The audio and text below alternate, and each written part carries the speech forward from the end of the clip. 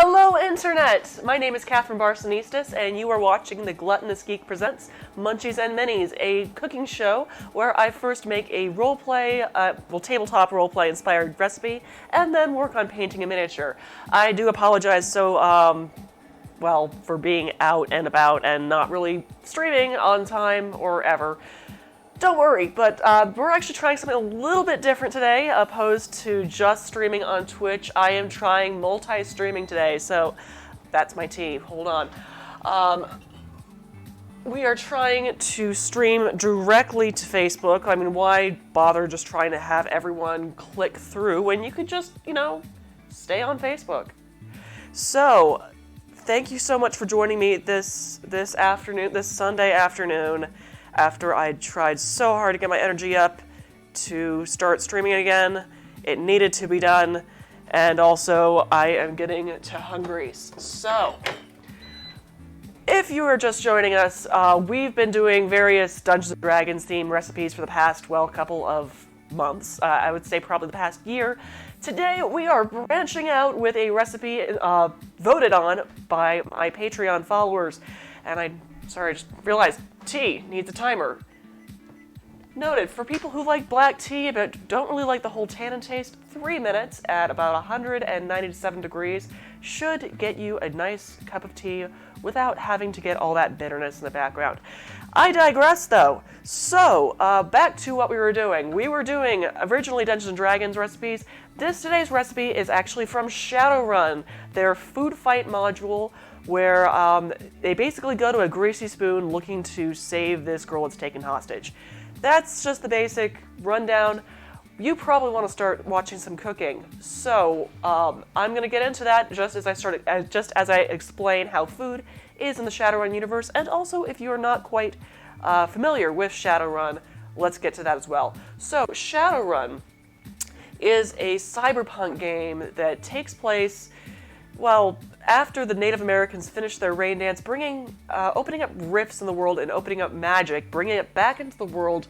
Tons of people start turning into various mythological creatures like dragons, elves, gnomes, dwarves, the whole like. And there's this kind of whole dystopian sort of atmosphere during this time as well. It's kind of scary actually looking at current events and seeing how much they relate to how events go down in Shadowrun. So if you ever want some dystopian literature that happens to, kind of tie into what we're seeing now, look no further than Shadowrun. Just don't get attached to your characters. They'll probably die within the first 2 hours of game. However, because of this dystopian universe, pollution is a thing. Very few things are grown. A lot of people survive off of soy and other manufactured products. Root vegetables like, for example, cassava, the yucca plant, which I know looks a little bit like a giant hamster turd, but don't worry. 1, yucca is delicious, and 2, it's delicious and lasts forever because a lot of times when you buy a cassava root, it is covered in wax to seal it up from spoiling too early. Yucca is very popular within Latin American cuisine. Usually in fried yucca, it's kind of similar to a potato, but healthier for you. So we're going to be doing some HughFries, and also since tomatoes aren't really all that well grown, we're going to be using another thing. We're going to be making a sunflower butter-based ketchup to go along. That is the biggest. Okay, Grand Withal says that's the biggest hamster turd I've ever seen. Yes, and I've got 2 of them. Haha. So, my giant starchy hamster turds. I know, it sounds so appetizing, doesn't it? So, yes, sunflower butter ketchup, because sunflowers, that is my timer. I can take this out of my tea. There we go. What I'm drinking today is a tea from the tea company Tea and Absinthe. They have a Ravenclaw. They have a bunch of Hogwarts house-based teas. I'm drinking Ravenclaw, which has been named differently, since cease and desist and all that. But it's got black tea with jasmine and lychee, and it tastes amazing. I digress, however. So let's get back to our ketchup stuff. So if you ever watched the series Daybreak, which is also a post-dystopian sort of series on Netflix where a bunch of high schoolers are the only ones who survive becoming zombies in an apocalypse, that's all you really need to know about it. Go watch it. It's hilarious and awesome. The thing they discover is that with the radiation coming from this bomb that causes, the zombie outbreak, sunflowers are phenomenal at clearing the soil of radiation. So that seems like something that would probably be grown. Sunflower seeds would be harvested as food in a Shadowrun universe, so that's why I'm using it as the base for my ketchup. But you're thinking, that doesn't taste like ketchup. Another Shadowrun thing is food-flavored powders. So what we're going to be doing is we're going to be using some tomato bouillon to flavor our ketchup. As well as, since every good ketchup has a little bit of that vinegar taste to it, we're going to be using some malt vinegar because beer is still in the Shadowrun universe and they probably have the runoff grains from that, so malt vinegar is beer-based. Right. So that's a cute little tea infuser. Thank you so very much. It's, what was the name of this designer? Oh, Charles V. Anson. Yeah, I got this as part of a promo I did a couple years ago on my blog, sort of a tea party thing. But I love it. It's got a really great mesh on it, so if you ever kind of want, I would actually suggest highly for, what's it called? Loose leaf teas. Go for a very fine mesh. So you don't have any leaves coming out, but also a little bit of a larger bowl so the leaves have room to kind of expand and kind of meld with the hot water. So you don't have it all packed in and getting kind of a sort of stale taste. Right, so I digress again. So yeah, speaking of flavored powders, we are going to be flavoring our fries with chicken ramen bouillon packets because, I mean, if that doesn't tell you you're living in the apocalypse, I don't know what does. So, we should probably start cooking. So, first you need your giant hamster turd, cassava root. Let's go down to our prep cam. And you need to start peeling that. So we got I'm just going to pull out the camera a little bit because, as you see, this thing is massive in comparison to my hands. It is massive. That looked a little wrong. So, we are back, and probably the easiest way of peeling and using a vegetable peeler is you hold the edge of your vegetable on the end of your cutting/prep board, and just peel downward. You want all of this peel gone because it is coated in wax. You want nothing but that beautiful white starchy tuber. So, just gonna keep peeling. Just keep peeling, just keep peeling. And usually my cat Ginger is kind of wheeling around my legs at this point because if Mommy's in the kitchen, that means there's usually something delicious. She's not wheeling around my legs right now. She has no desire for the starchy veg.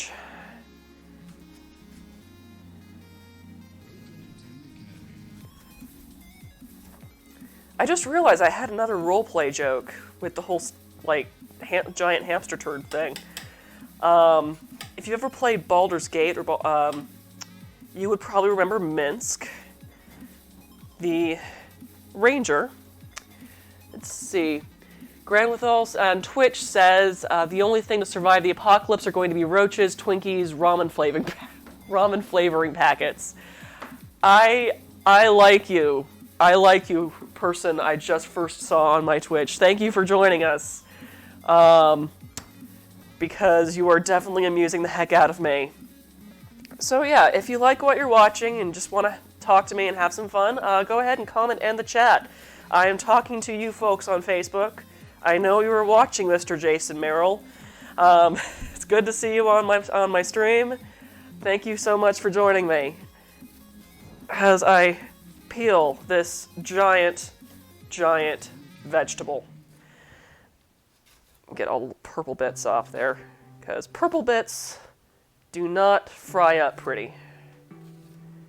Okay.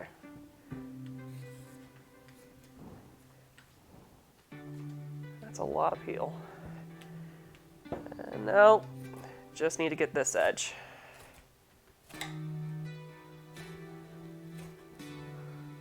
Do. Durka, durka, durka, durka, dur. Yeah.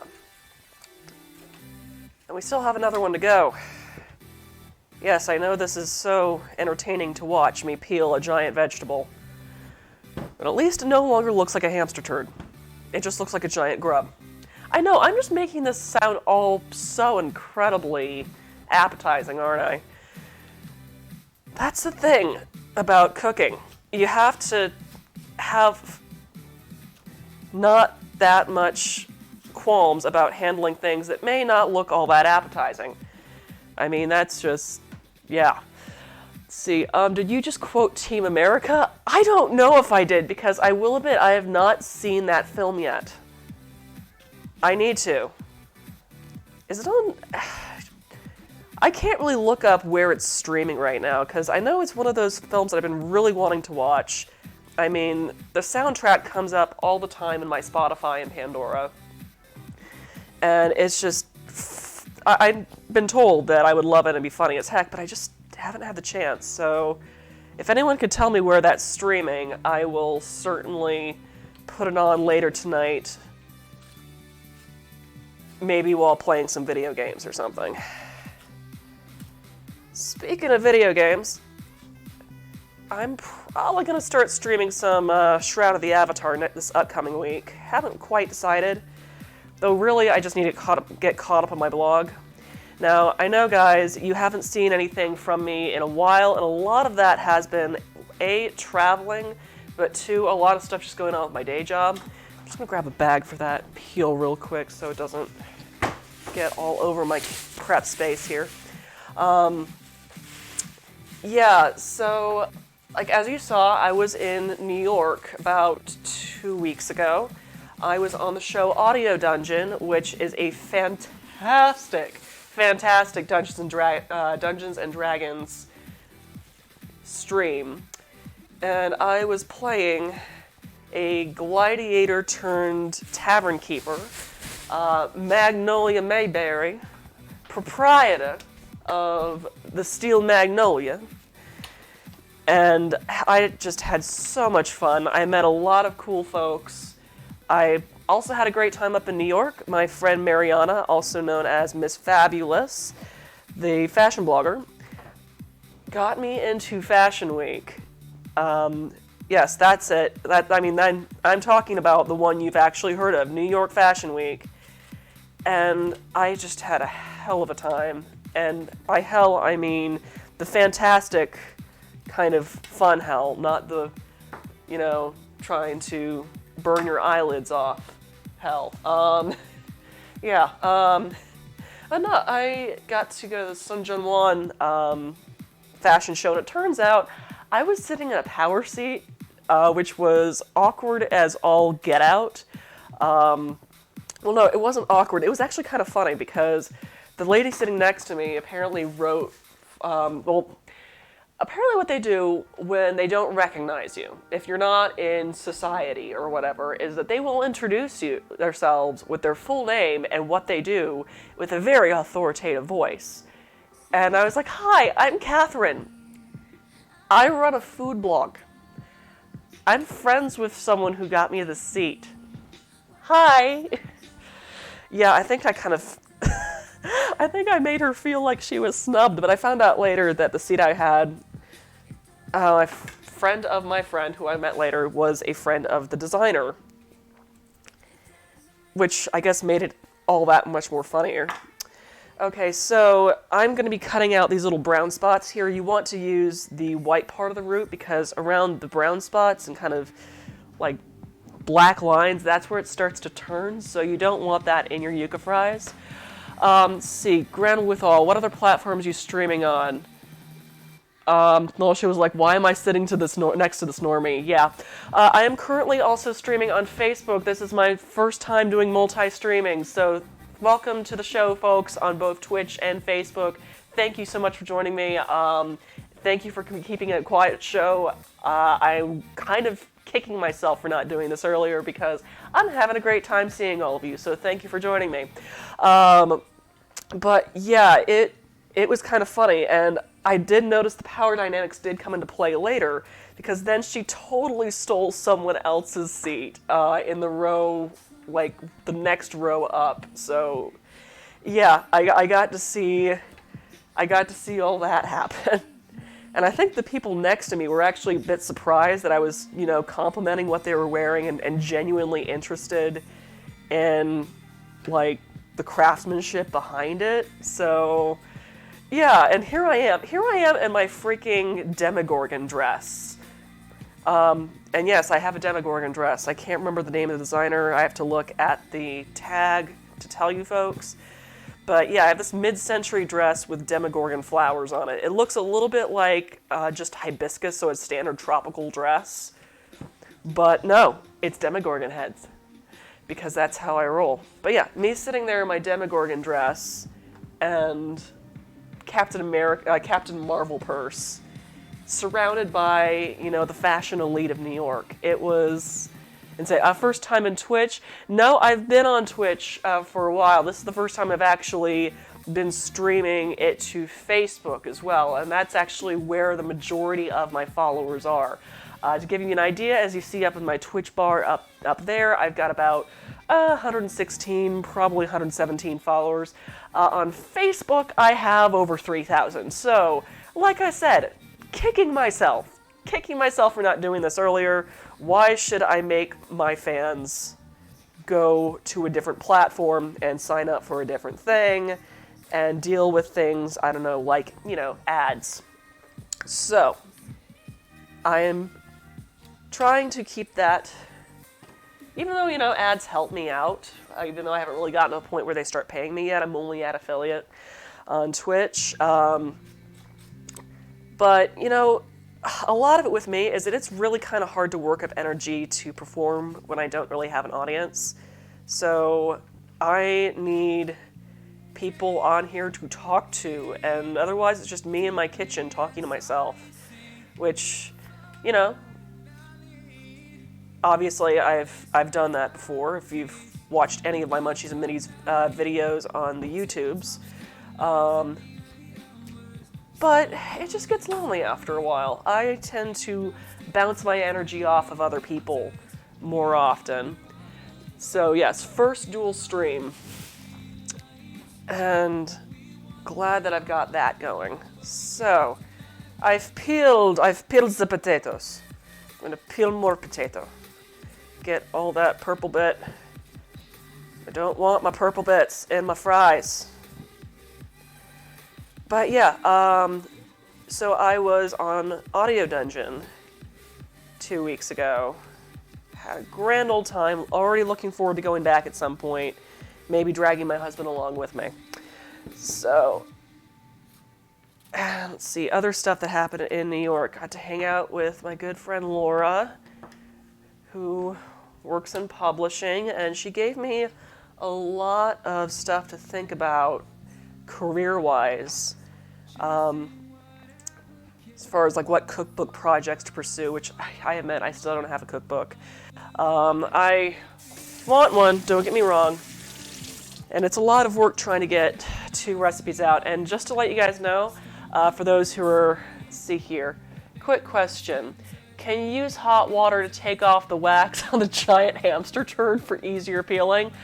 Yeah, you probably could. I just didn't feel like doing it. Speaking of which, I should probably go ahead and get my pot of boiling water on the stovetop, as well as get the oven started on preheating, because it's going to take a while to do that. Thank you for reminding me, Sabardell. So, let's go ahead and, I think it's 425?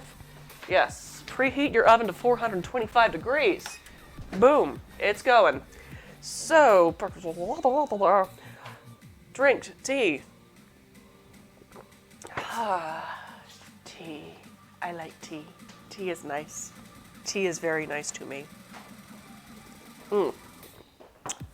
Okay, so we are back after drinking the tea. I'm gonna watch that pot so it's never gonna boil just. Yeah, you're right, I still haven't got the pot on. And I should probably, since just of the volume I've got here, I should probably go for a larger pot. So, this is where we pull out the pot that is way too large.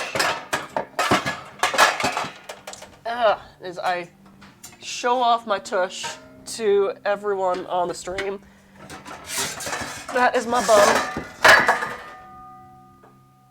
Oh, hush you. All right. This is not going to be the only thing on the stovetop today. I mean, at least when the pot's this large, I don't have to worry about watching it boil over. So, okay. Large pot of salted water to boil. Water. Pot. Kettle. Black. I don't know where I'm going with this. Just waiting for a pot to fill. And then I have to wait for it to boil. Yay! I'm doing all of the exciting things right now. Yay! It's still going. I could probably just go about halfway up. Probably don't even need to go up that high. So, let's get to about... That's roughly about halfway up. Okay, so this is where I switch to my stove cam. So I can adjust so it's not pointing. There, okay. Cool, so just need to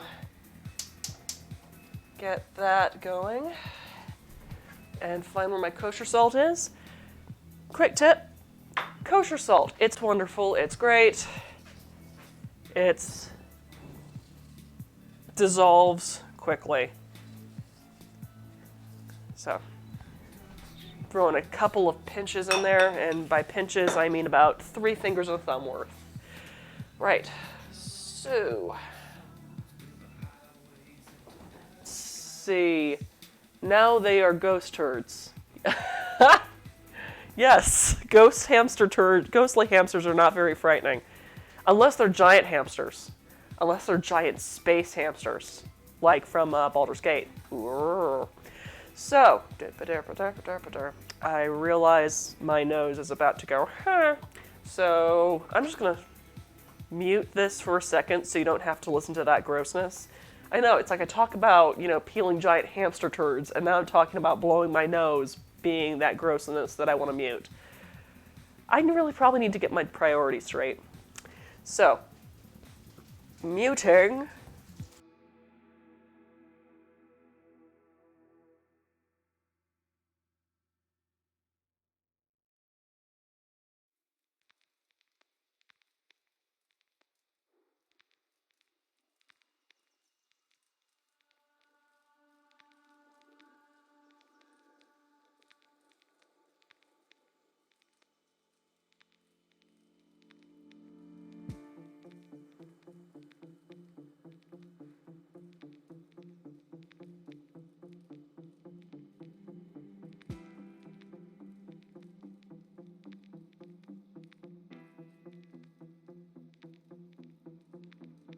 Cool, and we're back.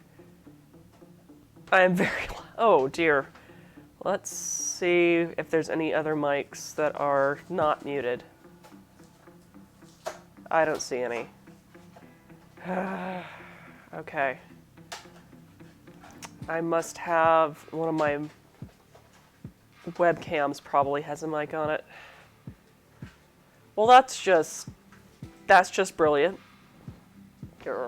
So, right, doing the thing, cutting things, as I wait for said pot to boil.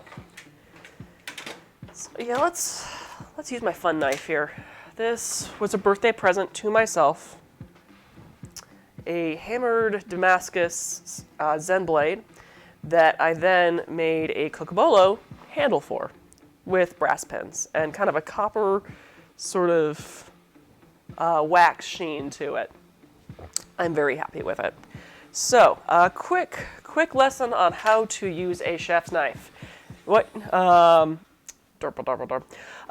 need to have your index finger of your dominant hand right here up against the edge of the blade. Or if you're left-handed, you do that and that. So, see, I'm pinching it with my index finger and thumb. And then I'm just going to curl my fingers very comfortably around the handle. As you see, my finger does now kind of curl with it rather than stay straight. That's fine. The key is to have a stable hold while also, being comfortable, because if your hand's not comfortable, it's going to be a lot harder to cut. So, now that we've got that, I'm going to cut off the ends of our cassava root. I probably should go for the more heavy-duty knife. Yeah, I'm going to do that. This one's nice, but cassava is a very... Oh, hi, husband. How are you?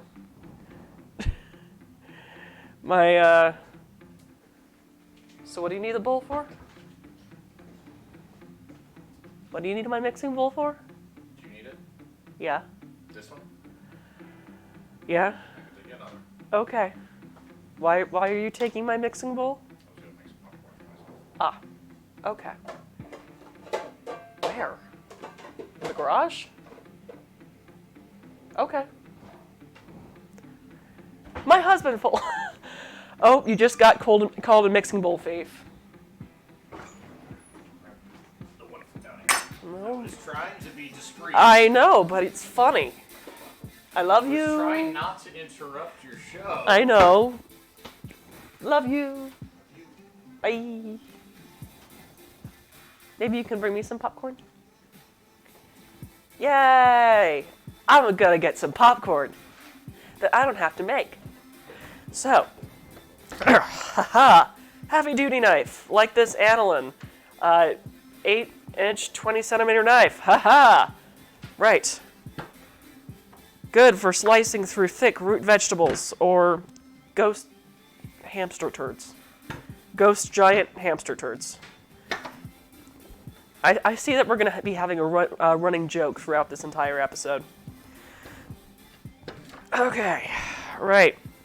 So now that I've gotten the ends off, I need to cut it into more manageable sizes. So what you want to do is you want to cut these at roughly the length that you want your fries to be in.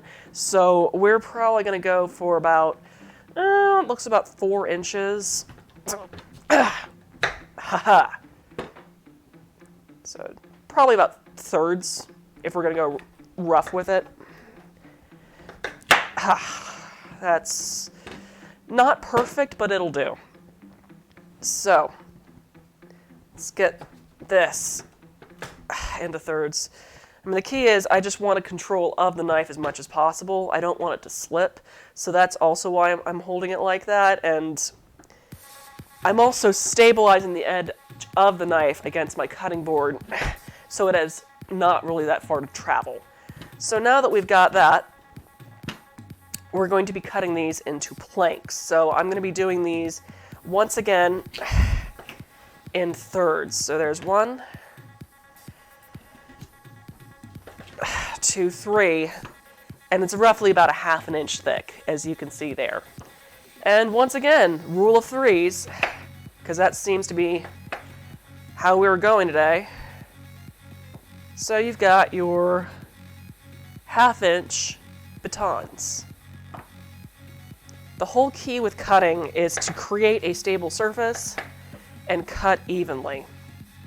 Because that way everything is cooking within roughly the amount of the same time. You don't have any undercooked or overcooked segments. So that is why we're doing what we're doing with there. See, the best kind of popcorn is the kind that you don't make yourself. I know, right? I know. I wonder how he's going to season it. You're probably going to see him raiding my spice arsenal not far from now. Either that or for the, what's it called?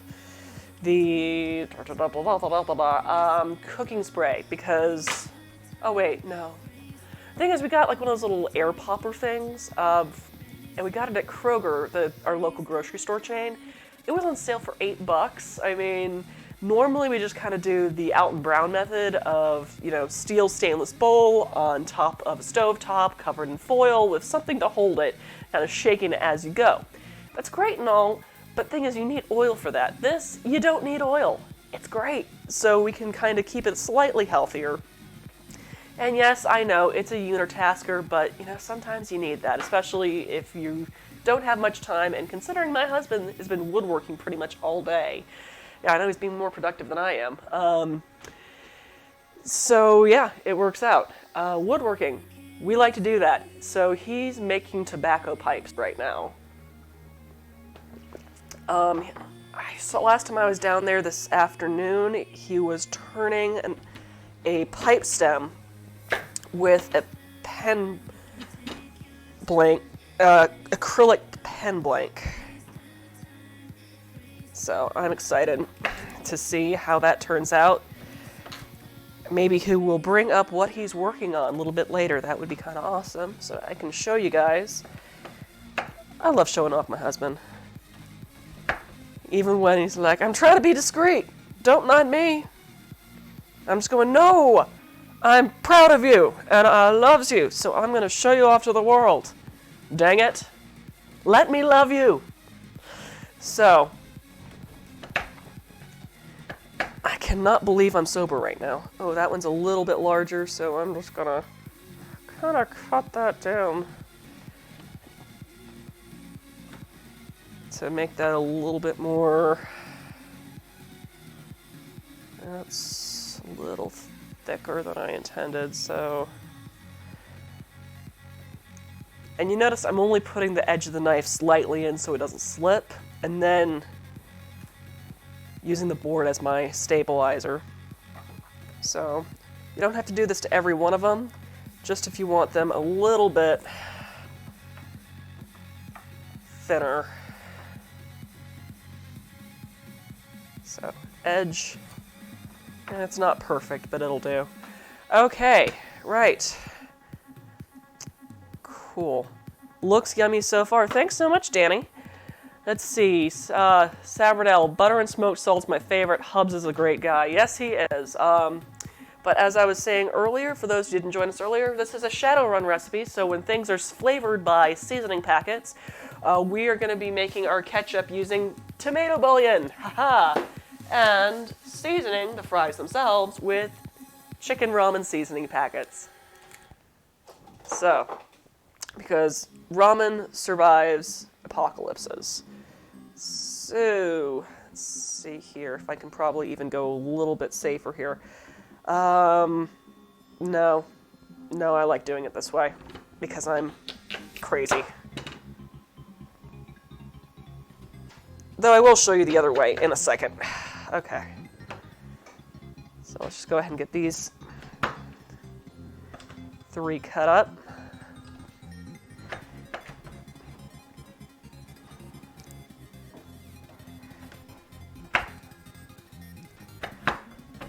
Hey, love. You can hit up the Spice Arsenal if you want.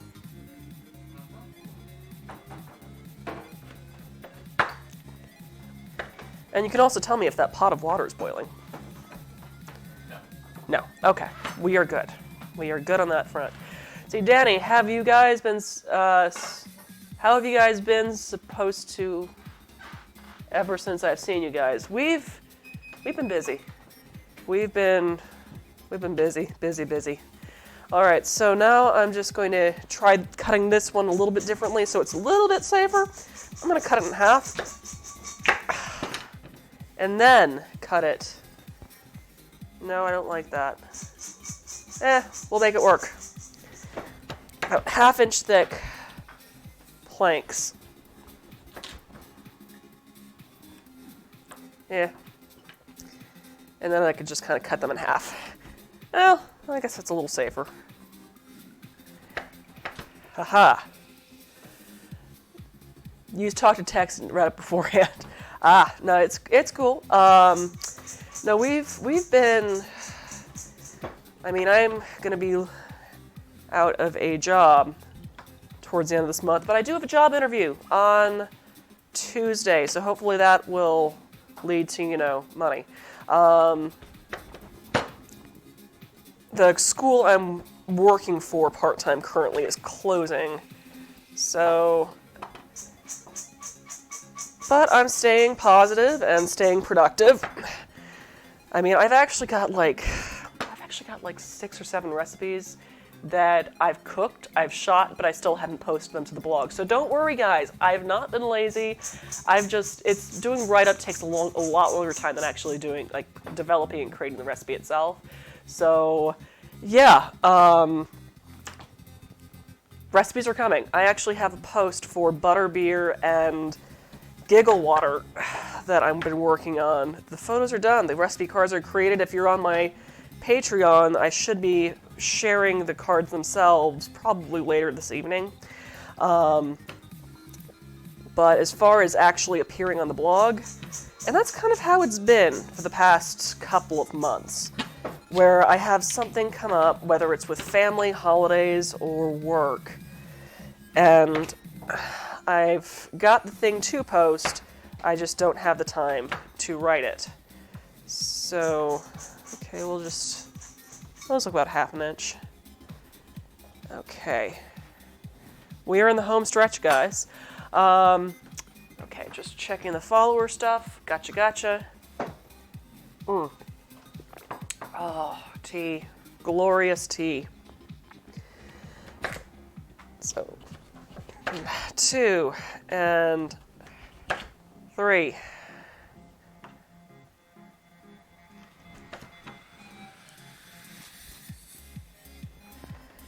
Admittedly, a lot of this is just kind of eyeballing things. How goes this popcorn seasoning? Done. Yay! Popcorn is done. Whoop. Derp. Okay, I'm not arguing.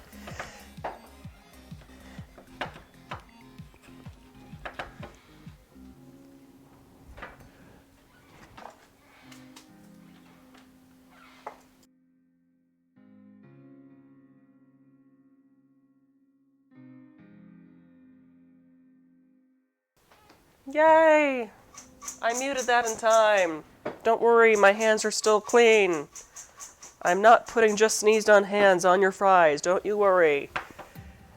I am better than that, kind of. You don't see me cook at home beyond this. You don't know me. You could know me. Right. I can't believe I'm sober right now.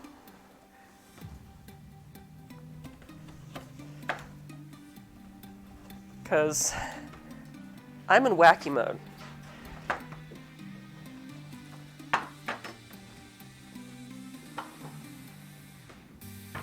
I love you. Hey, come here. I want to be gross in front of my followers for a second. Mwah. Love you. Yay! What you season this with? Garlic, truffle dust, salt. It's that truffle dust. All right. We will nosh on that more once we get this in the oven. Well, once we get this in the pot. So, All right. Cool. Okay. Is my pot of water boiling yet? Ow! No. I'm okay. My finger's still intact. That was a bad decision on my part. Here I am talking about knife safety, and what do?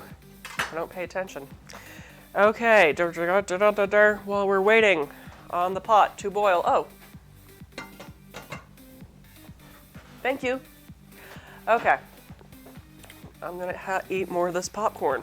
It's delicious. It's got garlic powder, salt, truffle dust, and just a little bit of Cooking spray. It's that truffle dust that gets you. I know I just said that. Numb. Right.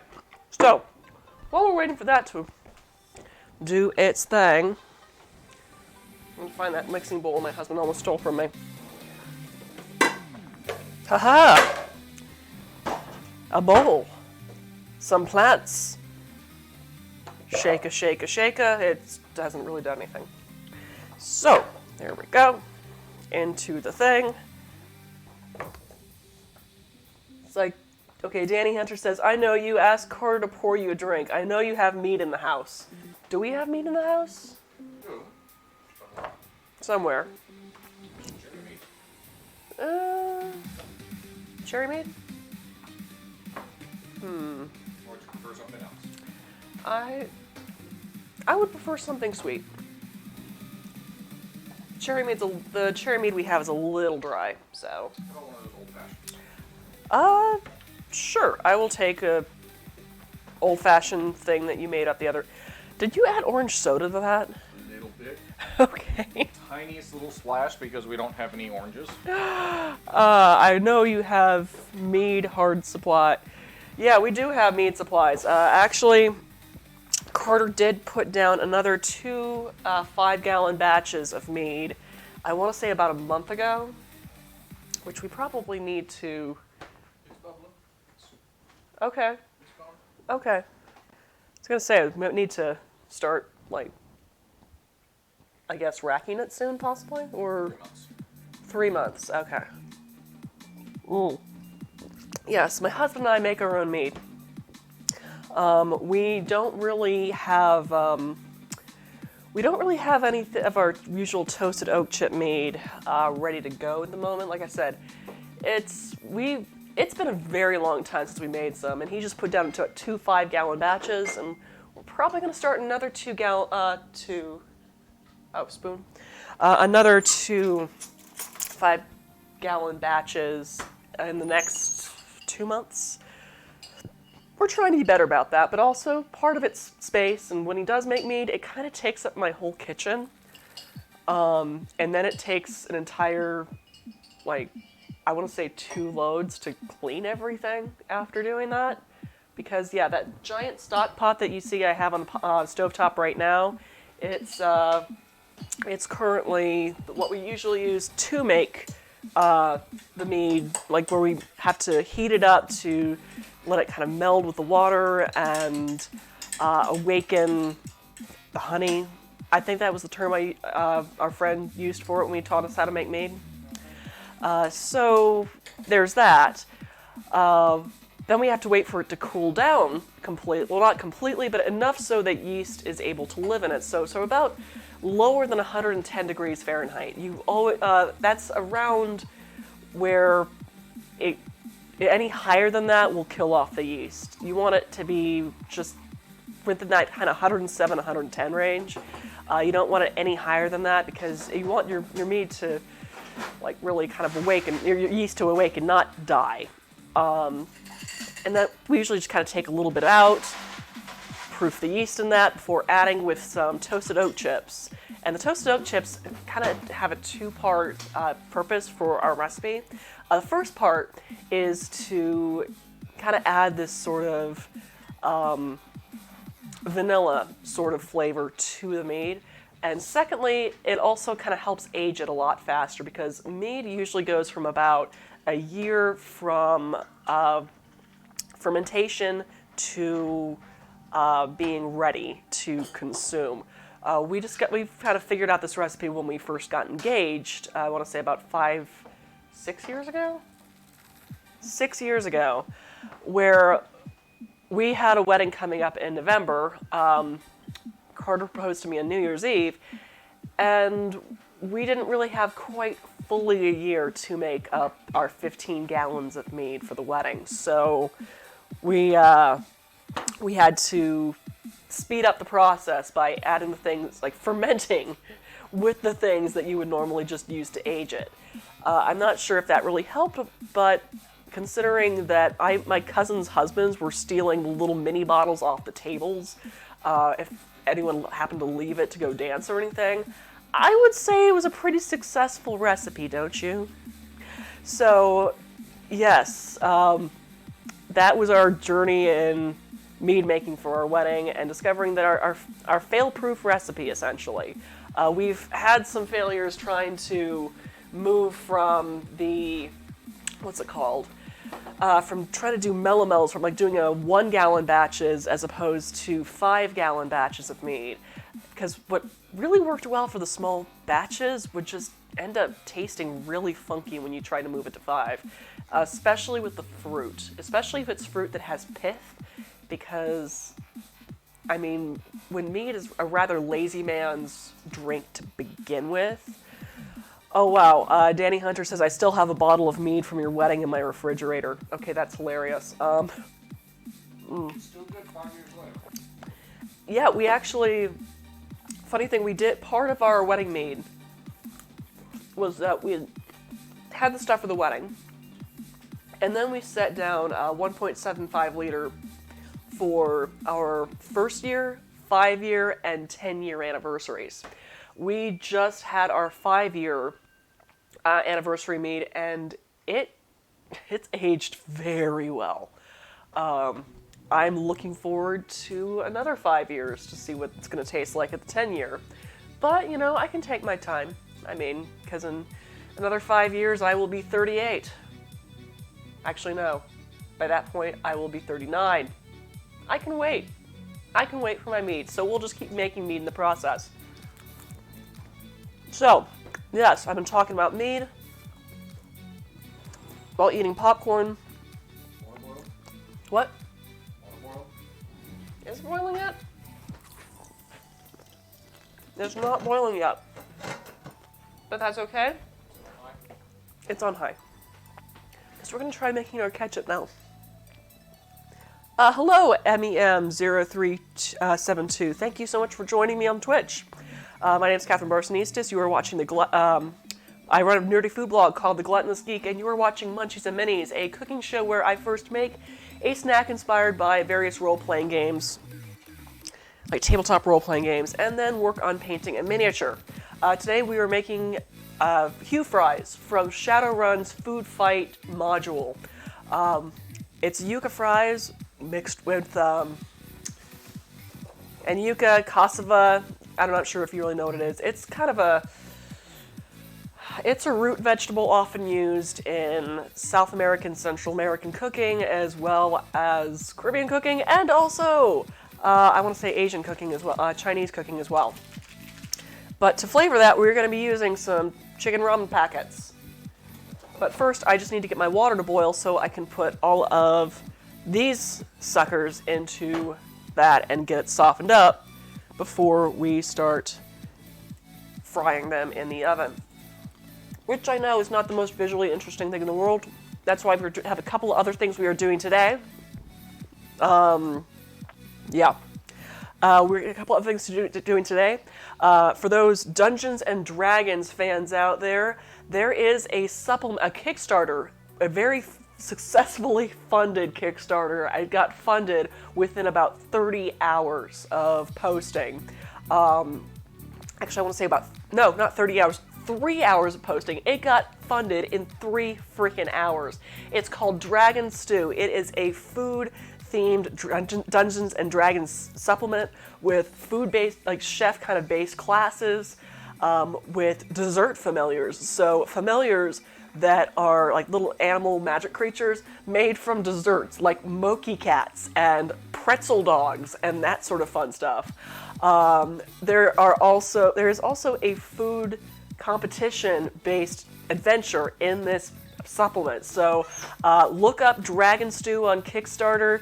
It is illustrated by the amazing Anthony D'Amico, an incredible fantasy artist, and he kind of did this whole monster food tober thing last year. That's how I met him originally. So we're Twitter friends, but I also made his version of green dragon stew, which is caldo verde, a Portuguese chorizo, potato, and onion soup with kale and I made some chicharrones, pork rind, wings, and horns to go in the soup. So I've already made the soup, I've already made the chicharrones, but I also need to continue my decoration on them as well as plate it to take a photo after this stream.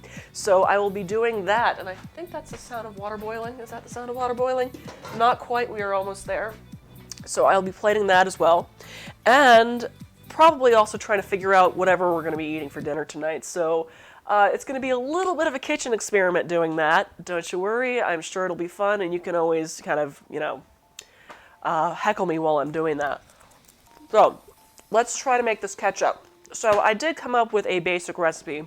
However, I have not fully tested it yet. So this is going to be kind of as a flavor as we go experience. So first you're going to need some sunflower butter.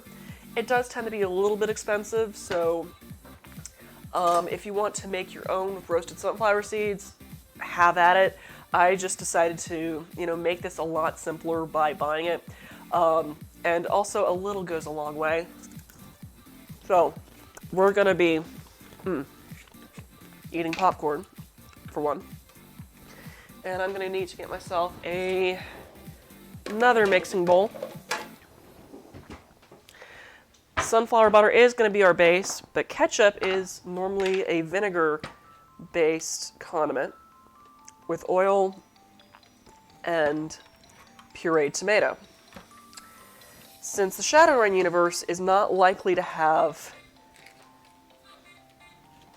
fresh tomatoes, we are instead making it with a Shadowrun staple, which is flavor powders. Okay, so it's got the vent on because it's definitely got some steam going. My water is definitely boiling, so let's switch to our stove cam really quick here and start getting that in the pot. I would just dump it in there, but I also don't want to, get third-degree burns.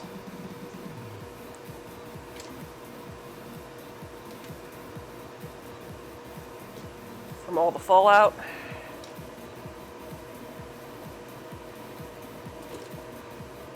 Okay.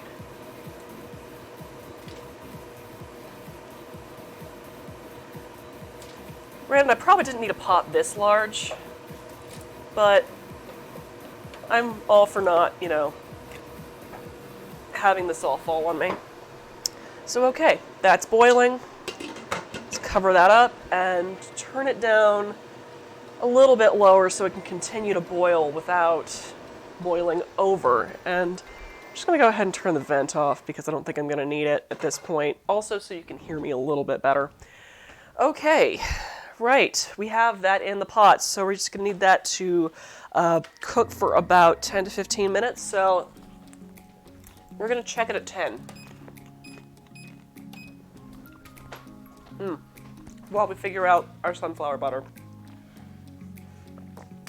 So first you're going to need about half a cup of sunflower butter. And I'm just going to, so it's easier to get this out of my measuring cup.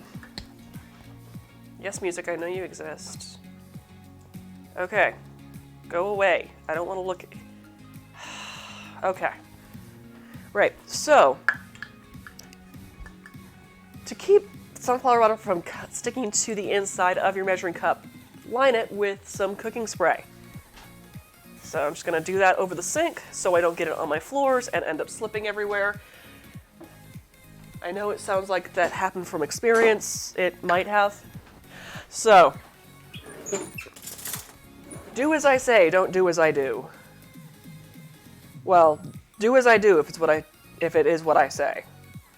Does that make more sense? Okay, just gonna stir up the sunflower butter because it is an all-natural product and then always tends to separate. So, just gonna give that a stir. Stir, stir, stir, stir, stir, stir, stir, stir, stir. Lots of stirring, more stirring. Oh, God.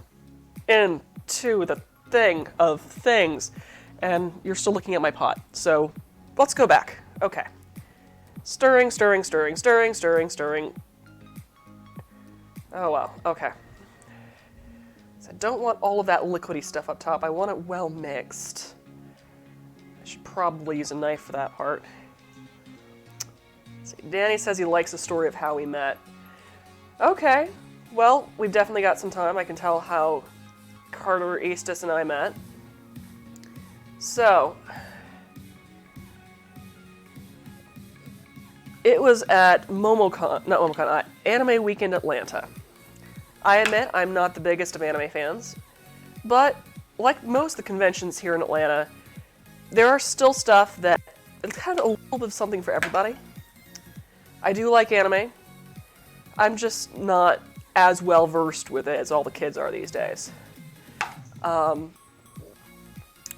So, Anime Week in Atlanta. We were hanging out in the bar because we were old enough to be there. That's the thing with anime conventions, it does kind of bring out a younger crowd. So, one way to kind of, meet people, weed out, the children, is to go to the bar and have a drink. And I was dressed up as a steampunk version of a Valkyrie. He had a companion cube on his head.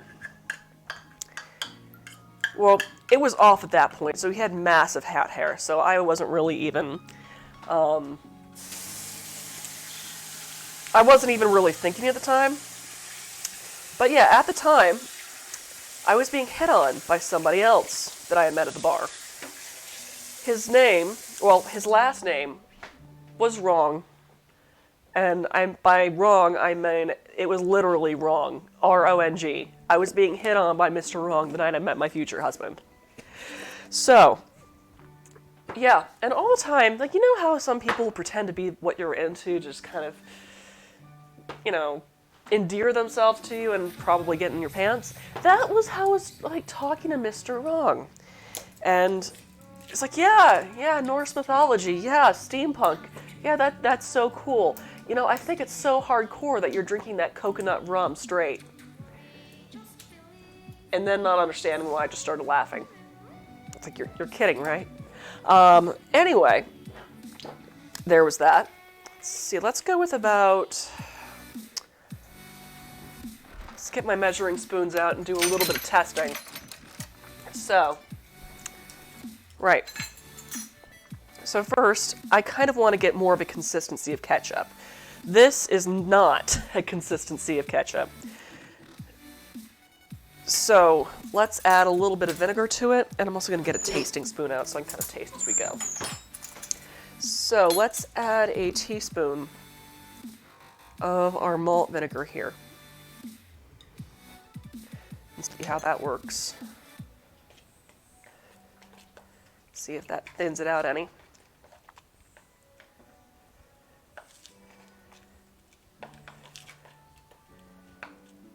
It does not, so let's add another.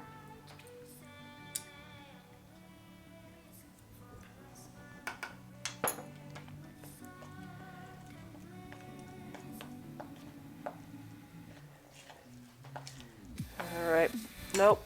So now we're getting to 3 teaspoons, which is about a tablespoon.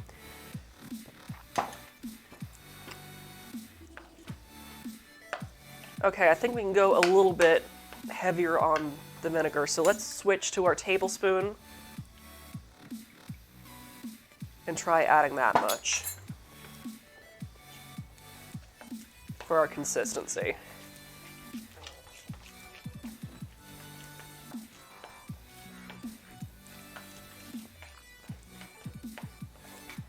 All right. Still not quite, but let's go ahead and give it a taste just in case.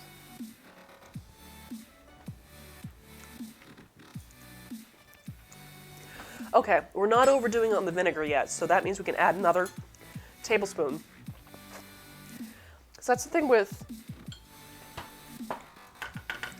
That is the thing with ketchup. It is vinegar-based, so we do kind of want that vinegar flavor. That's why it goes so well with something like fries, because it's that acid component that brings out the natural flavors in the potatoes, and that salt is just fantastic. So, okay. So, new spoon.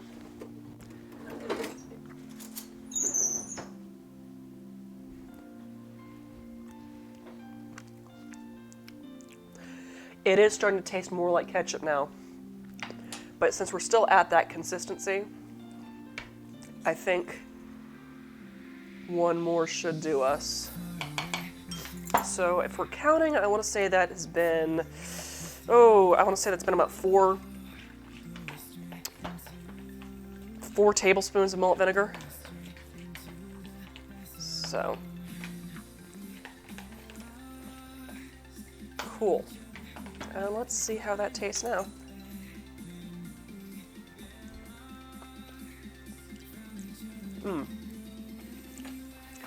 It tastes like ketchup.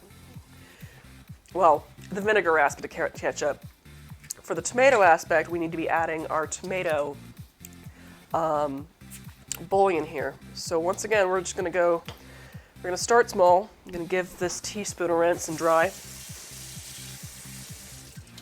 See how it works off of that. A little bit more dry than that, because that's going to stick like crazy. Okay, cool. So, start with a teaspoon of our tomato bouillon and see how we do. Yeah, no, I want more than that. Okay.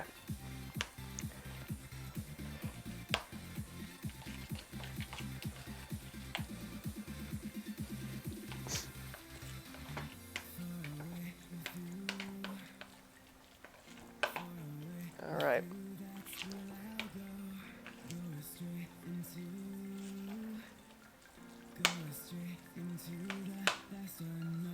We're losing our consistency a little bit because it is powder. But let's taste it, see how we do.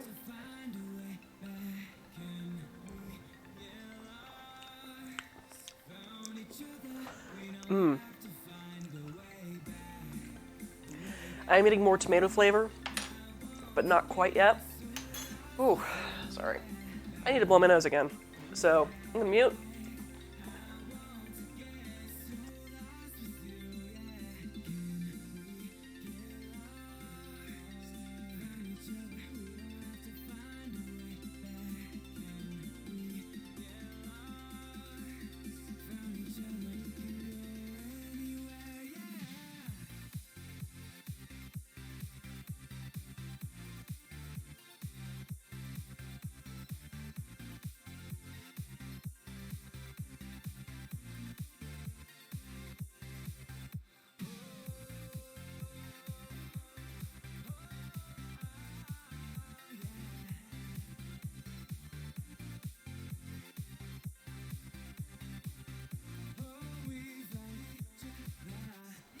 All right, so we are back. I think maybe another teaspoon should do it, but that also means I need to water this down some to thin it out. But as you can hear that timer, that means our 10 minutes is up on our fries. Let's see how they are doing. That's the wrong camera. Stove cam. Here we are. Turn off the timer. Hush. Alrighty. Okay. And let's use a slotted spoon to see where we are. Okay, it looks like our yuca is starting to fray some, but I don't see it enough on these pieces, so I'm gonna let it go for another 5 minutes. So, just gonna set our timer for that. 5 minutes, and move back to our ketchup. So, did I add another teaspoon? I did not. Okay. So that's about 3 teaspoons of tomato bouillon, which is about a tablespoon.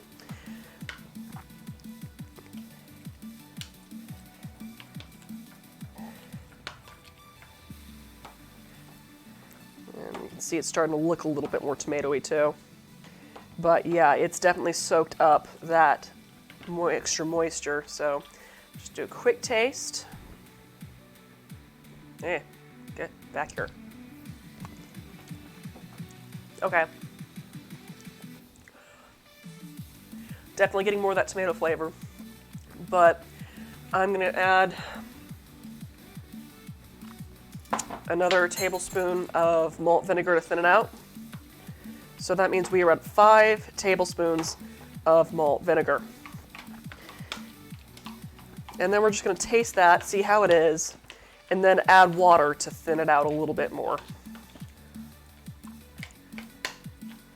Okay, so we are definitely getting more moisture in this.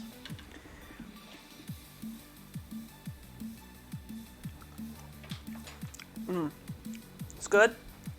So let's add that water.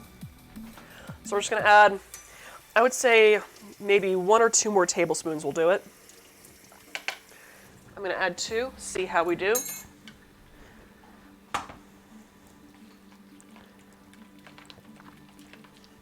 See if we get a little bit more of a ketchup consistency.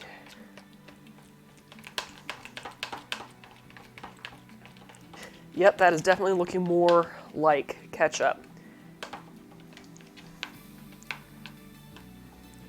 Except that it is not the color of ketchup in the slightest. Oh well. So, let's give that a taste. Oh, that is good. Okay. So it's good to know that watering it down does not affect the flavor, but I'm just going to add 1 more tablespoon of water just so we get more out of our ketchup. So, okay. Cool.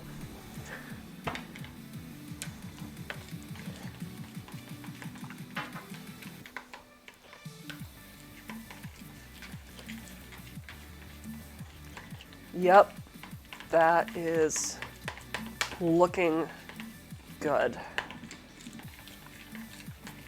All right, cool. So just 1 more taste.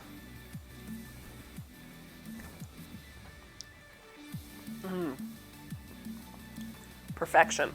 All right, so I'm just gonna eat what's left of this. Okay. Right.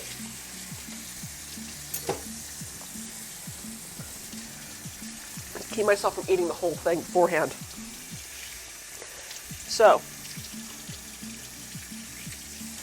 and it still has that nice sunflower seed taste to it. Okay, let's see how we're doing on those fries. Just gonna switch our camera real quick here. Step top. All right, let's take a look.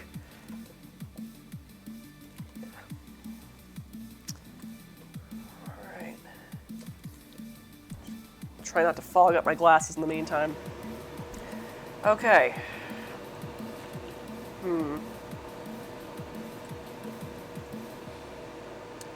I'm still not seeing that fraying that I want, so we're just gonna, it's got 45 seconds left, we're just gonna do another 2 minutes, see if that works. And put this to the side, because we are done with our ketchup. We are done making it, let's go ahead and get that written down. So, had about 5 tablespoons of malt vinegar, half a cup of sunflower butter, sunflower butter. What am I doing? Half cup. Then about 5 teaspoons of tomato bouillon. And 3 tablespoons water. Cool. So our ketchup is made. Popcorn is popped.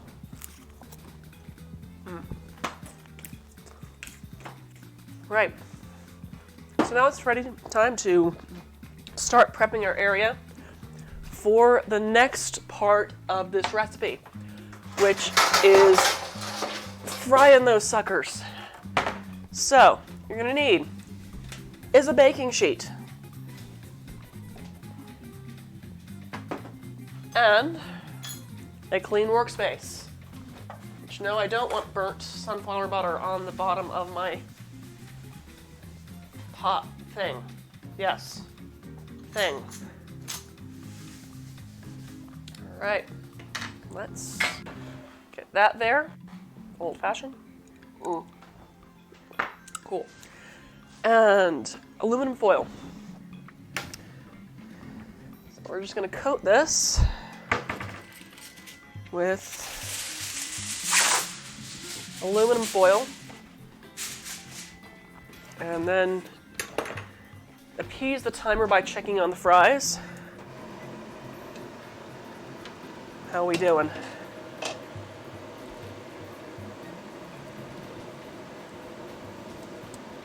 Those are still going?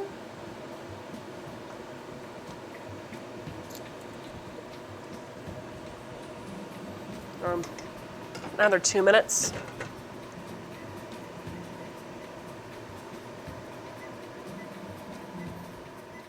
Okay. Another 2 minutes on there while we line this baking sheet.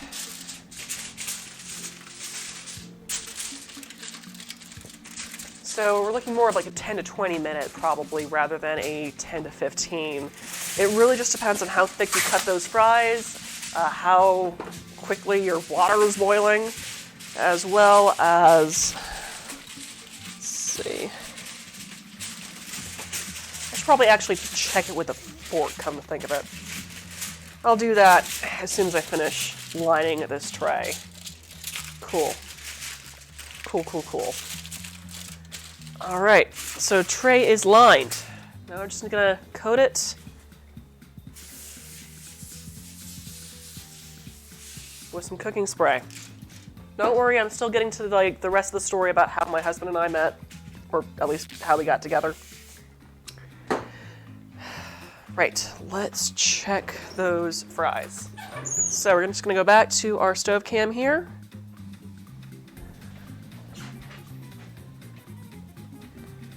Whew, right.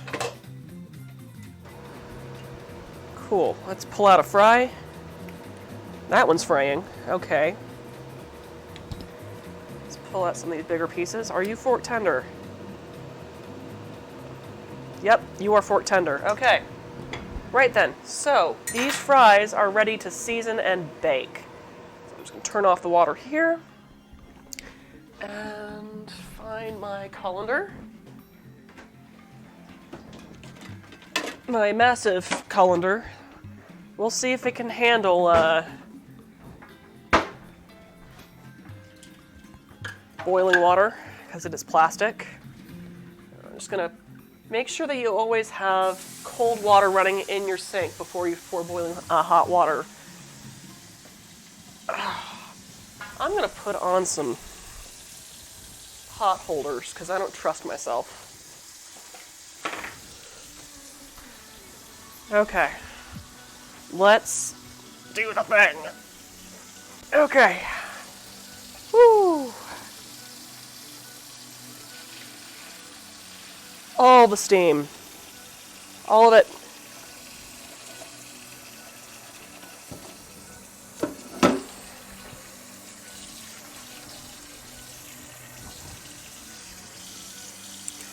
You gonna... Wow. Well, at least I got most of the water out. So, just dump these into my bowl. Finish dumping this into my colander.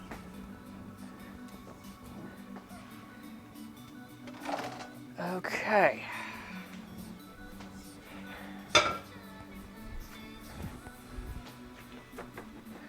And hopefully that's not too tender. Okay, cool. All right. We got our yuca. So, right, here we go. Just gonna move this out of the way for now. Stop it. Cool. Lots and lots of yuca. So, now what we need to do is get our ramen packets out.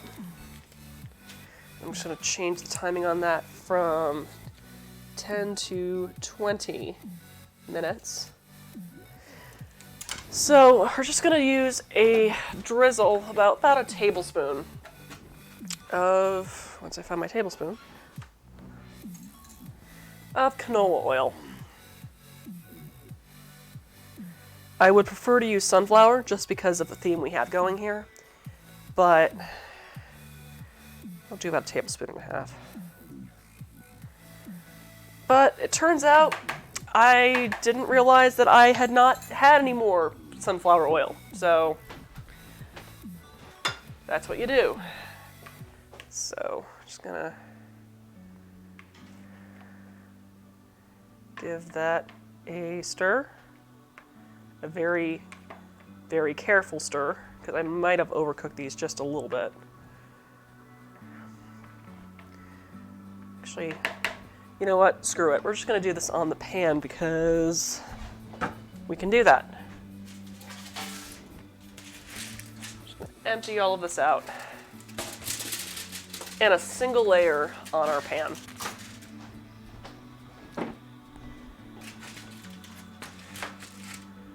So,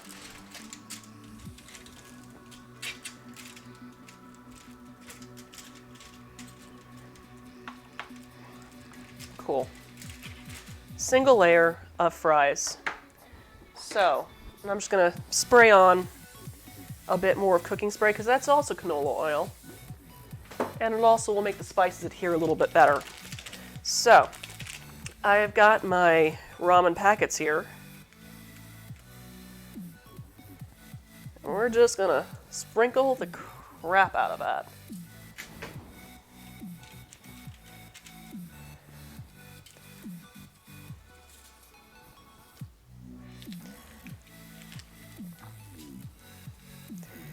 And don't be worried to oversalt these because starch tends to eat salt.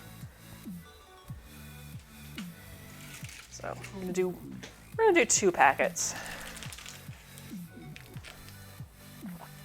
We're gonna be bold. I'll amend it if it's too salty. It might be. 1.5 might be okay.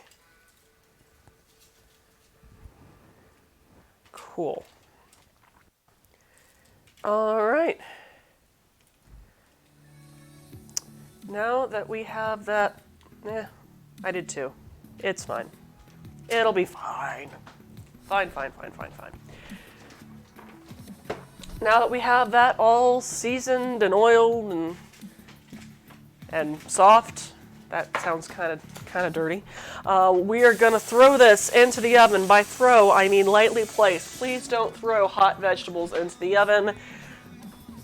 Please take this as a figure of speech and not a literal instruction. You know who you are. So, into the oven. Ha-ha! We shall go, and we're then going to set the timer for about 15 minutes, I believe. Am I right on that? Yes, 15 minutes. We're going to set the timer for about 15 minutes, because then we're going to serve those suckers once we do the thing. Right. Durka. So, right, we now have that stuff in the oven. So, that means we can do a little bit of plating on that caldo verde I was telling you about. So, let's do that. So, what's this cap for? Oil, there it is. All right. So,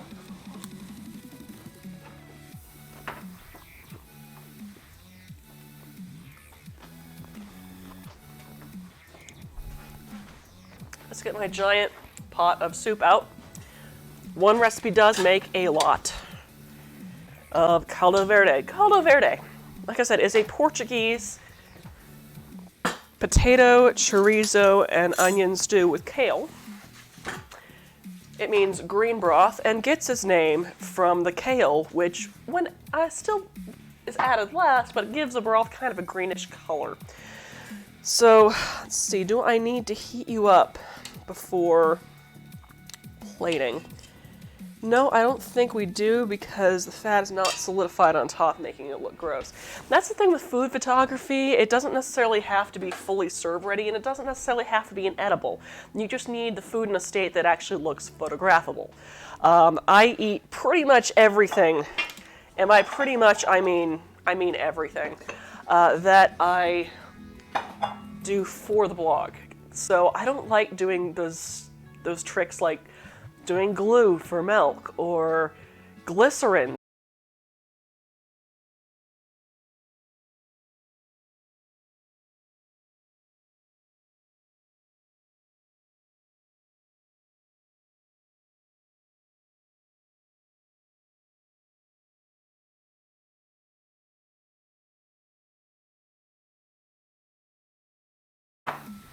I have this, which looks a little bit more like a traditional caldo verde bowl, which is a terracotta bowl, like soup bowl, usually lower. I did not have time to get an actual caldo verde bowl, and that and money.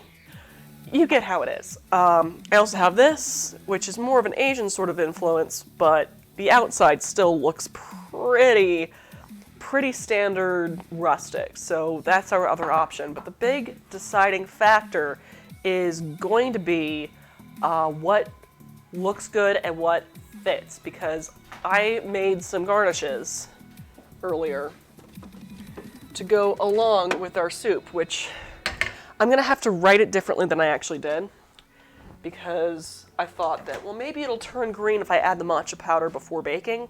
I was wrong. The addition of powdered sugar made it turn very brown. So I have my dragon wings here, which I have sprinkled with a mixture of matcha, nutmeg, and cinnamon, since green dragons in Dungeons & Dragons are usually associated with poison.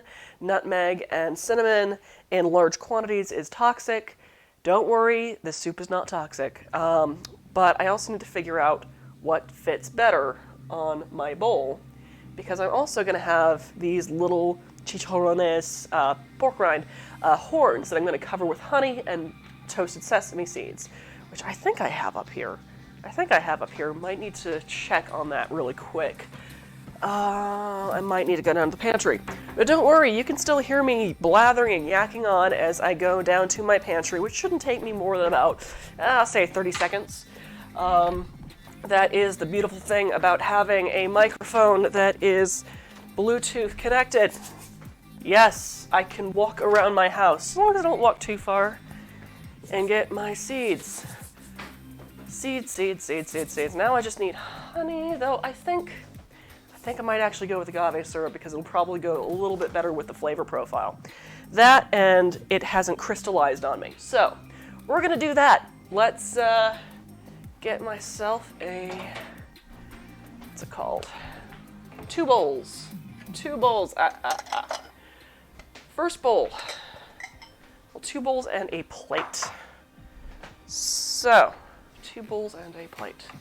Plate. In 1 bowl, we are going to be putting some agave syrup. Those fries are smelling really good right now, I'm not gonna lie. So, 1 bowl, agave syrup. That's roughly about 2 tablespoons. Well, about 1.5 tablespoons, roughly. Next up, we are going to take toasted sesame seeds and pour a bit in there. Next up, I'm gonna take our chicharrones. Coat that. And then coat that. And then transfer. and then repeat. Because the thing is, I don't really like making things just to look like things. I like them to at least contribute to the flavor profile as well. So that is why we are coating our chicharrones with things that actually go well with the other stuff we have in the soup. So yeah, we're just gonna let that dry some. As well as I realize I forgot to get a photo of that. So we're gonna get a photo of that. So I'm still here, don't you worry. I'm just gonna grab my camera and hope that I actually remembered to put the card in it this time. Yeah, I was preparing the dragon wings like a few days ago, and to my utter despair, I did not have the memory card in at all when I was making the pork skins, like you do. So let's get another chicharron there, or chicharron, or however, I don't know. Spanish is not my first language. So coat that with some agave and get a photo.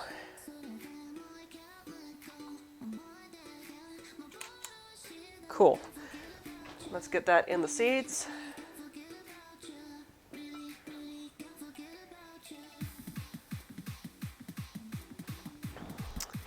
Another one in agave. That way I can show the process in this photo.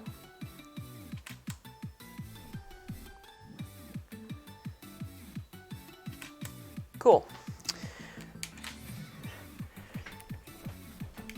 Multitasking, it's a thing. Durka, where's my camera cap? Here it is. Okay.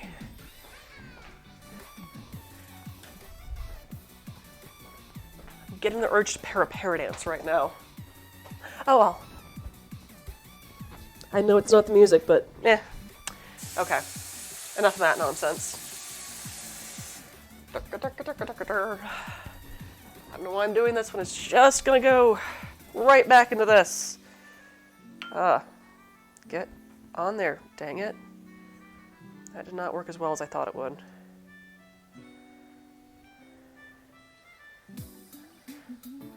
Okay, looks like we need some more agave.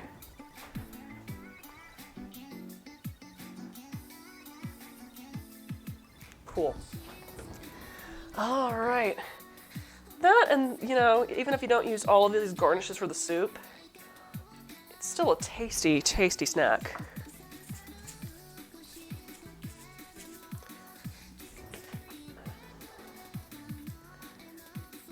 This toasted sesame is like one of the tastiest flavors ever. Oh, that one's looking good. Okay, stay on there, dang it. Okay, here's some more.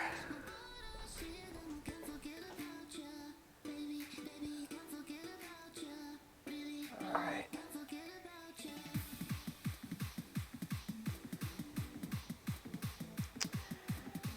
Alrighty. Glad you guys are staying with me. Go back in there.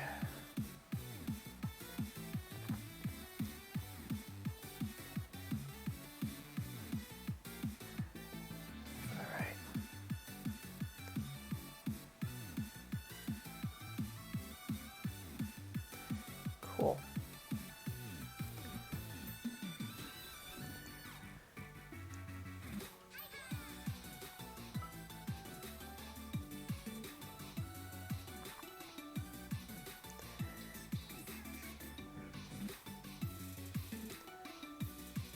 I mean, you could use poppy seeds, but then you probably set off every drug test ever.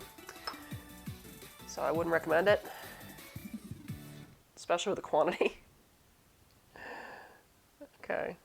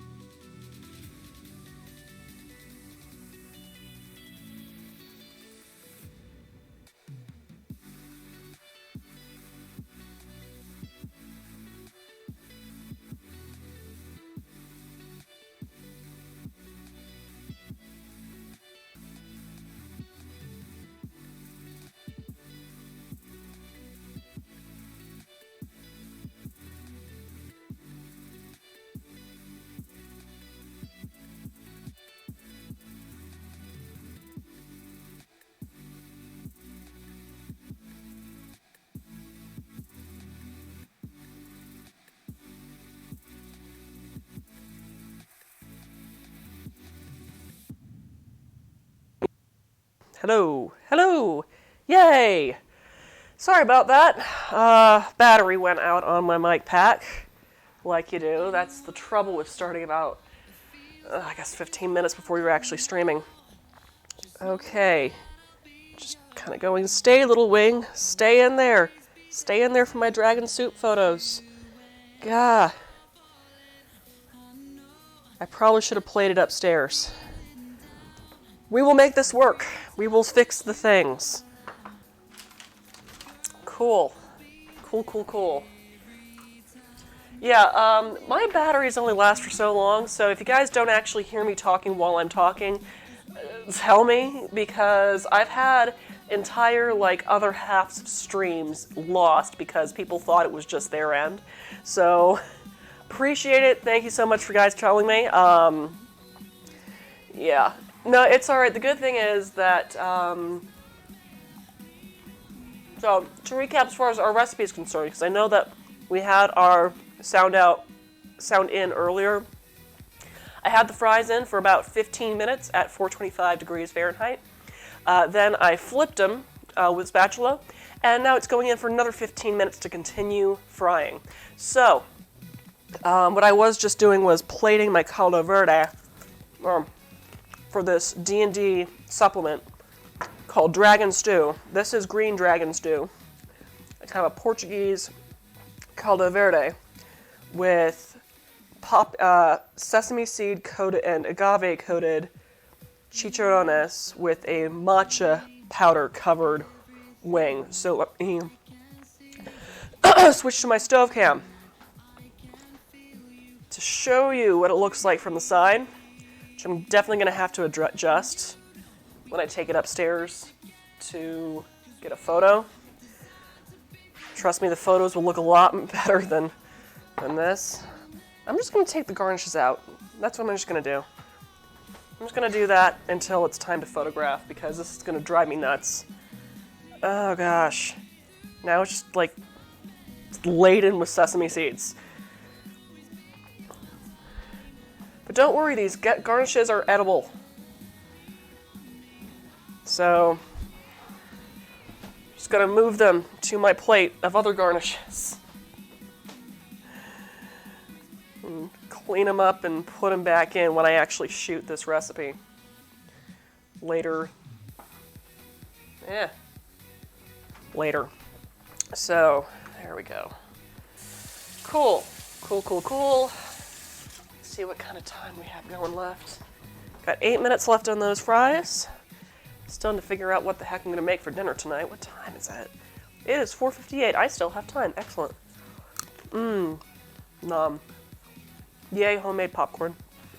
Homemade popcorn's the best. As well as old-fashioned that my husband made for me. Made with orange soda. Because that's how we do in this house. It's the whole we hate having stuff go to waste. It tastes decent. It's not traditional or fancy. We just don't have any oranges right now, so orange soda. Is it true? Yes, it's true. I do. Ooh. Okay. Right, I was doing the thing. I'm not sure what the thing was. I was going to plate the thing. So I noticed a lot of cyberpunk stuff like Shadowrun, Blade Runner, all of that tends to go for a very Japanese, modern Japanese and Korean aesthetic, especially kind of like the 80s sort of period. So we're going to use one of these guys, which I can't remember what the name of it is some kind of Korean earthen bowl. I can't remember what the name of it. I think Dunbo? No, I don't know. I don't remember. We're going to use that to display our fries and use its lid to display our ketchup. So, while I'm thinking of that, let's go ahead and get our ketchup, our sunflower butter ketchup, which thankfully is not separated on me. That is the advantage of putting malt vinegar in our ketchup. We're just going to stick that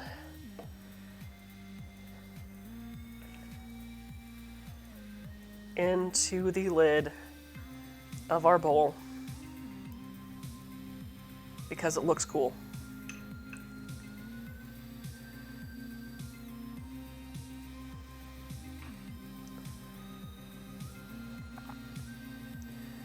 Do kind of a swirl.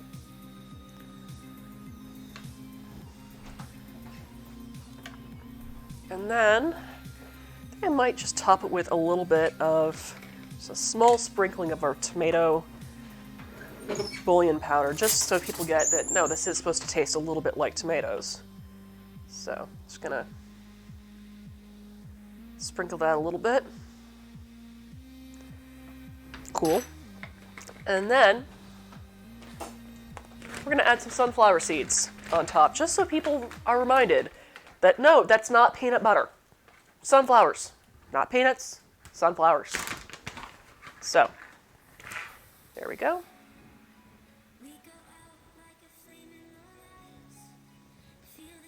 No, I don't have a special set of tweezers for plating. I don't think I need it. No, I do need it. But, you know, you don't have it. So, this can be done with your fingers. So, there we are. Our ketchup for display. Just gonna shift that back here. We got 5 minutes left on those fries. So let's go ahead and get some cleanup going. I need that. Don't need that.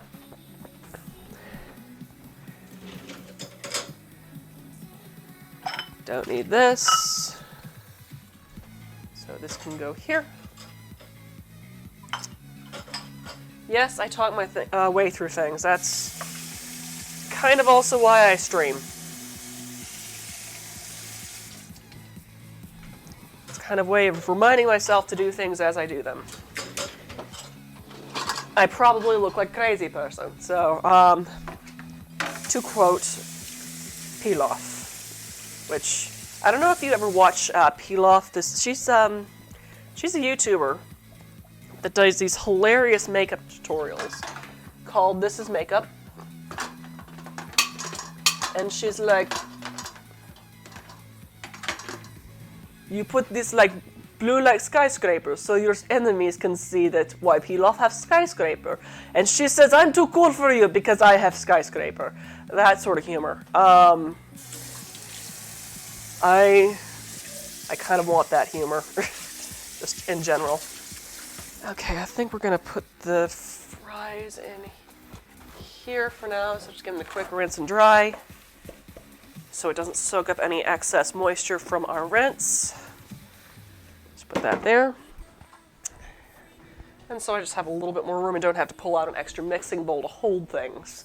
So, derp-a-derp-a-der. Good, we still have sound. Okay. Do not need my chef's knives unless... No, I don't think I'm going to do anything for dinner that's going to require any cutting. At least I'm going to try not to. I mean, yes, I know, we have fries, but you need something to go with those fries. So maybe... I think we got some tostadas. Maybe we can do some pork tostadas. And yes, it's the leftover pork from... Dennis Grow, I did see that you're on here. Yes, it is the leftover pork from our tacos on Audio Dungeon. So, yeah, one batch of that pork makes up a ton. So, I don't know if you had a chance to eat any of it since, but, you know, it's a little bit, like, just a pork loin goes a very long way. We've been having it in tacos. I kind of want to make pasta sauce from it, but unfortunately, I don't really have any canned tomatoes. I do have leftover achiote cooking sauce from the, I want to say the Red King tostadas that I made. Yes, Dresden Files fans. I made tostadas inspired by the Red Court. It's coming. I just have to write the rest of the review from going through Chicago. So yay! Right. The thing. I was doing the thing. And holding a chef's knife. Oh god. Right.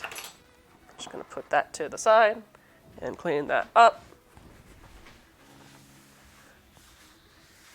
Because I've got a minute left on those fries. A minute! Yes! We are doing the thing. We are doing the thing that will taste so delicious. So, I wonder if all Romanians have kind of a built-in fake Romanian accent or fake Russian accent. You know, we do it to assimilate because you know our country was just taken over by the Russians for I don't really know because my family was not in the country at that time. But you know, I come from a long line of Romanian peasants, but we were dignified peasants. We said thank you whenever they beat us up. Okay, so my fries are done. Let's get the hot thing out of the hot place. Right, got our trivets here. And our ketchup, which I'm gonna move here so it doesn't get knocked over or anything like that. Shut up! I can hear you! Yes. Oh. I need better oven mitts. It's just, that's a fact. That is a fact at this point. Yes, we can hear you. Okay, cool. So, as you can see, my fries are done. I'm just going to... Oh, they smell so freaking good. Transfer these to a cooler place. So, and cooler place, I mean this bowl. So, just gonna take this, get some of the stuff off the top so it's easier to pour.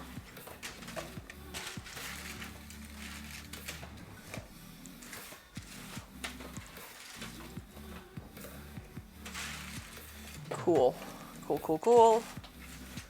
All right, that's a little easier to pour. So now I'm just gonna take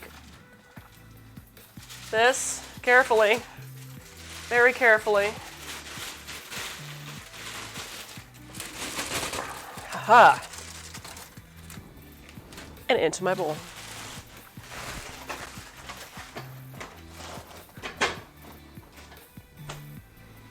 I might just stick in the leftover chili we have, leftover pork, and fries and chili with ketchup butter.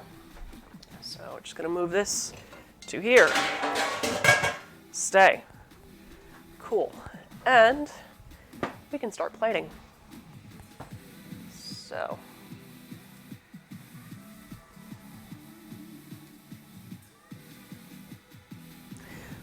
I'm just gonna probably get a pair of tongs.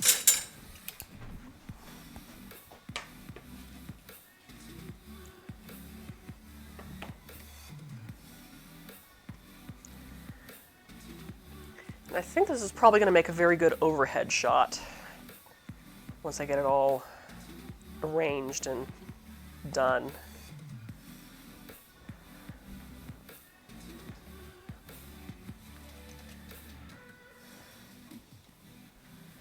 Okay.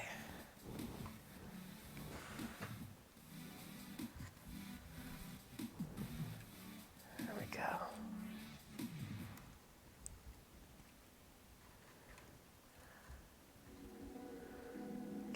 In there, dang it. Okay.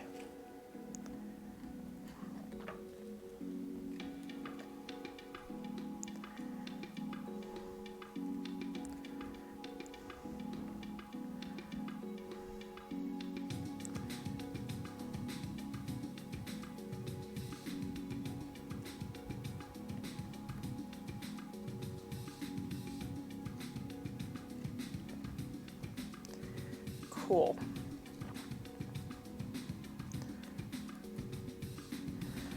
I think that looks pretty awesome. I mean, what do you think? Especially served up with my dish of sunflower butter ketchup. So there we are, HughFries with sunflower butter ketchup. And I'm just gonna try some from not my plated stuff. I am curious. Okay. Might still be too hot. Oh my god. That's really good. Not gonna lie. Oh wow. So, thank you so much for joining me for Munchies and Minis. I would say we are out of time, or just about to be out of time. So I don't really have time to do any painting today. Oh, that's okay. I might just do this for dinner. That's okay, because next time we should, which if you're one of my Patreon subscribers, please go on to the poll, which I'm going to have up later tonight, to please vote for next episode of Munchies and Minis this week, which will actually be on time on Wednesday evening. So, please join me for Wednesday evening, 7 p.m. Eastern, to 9 p.m. Eastern, where we will be doing something that my Patreon subscribers happen to be voting for. I do have this whole upcoming week off because it's winter break at the school I work at, so we'll be having more posts come out, thank goodness. So thank you so much for joining me today. My name is Catherine Marcinistis. You were watching the Gluttonous Geek Presents Munchies and Minis. I hope you have a great rest of your Sunday evening, and I will look forward to seeing you on Wednesday night. Mwah. Bye.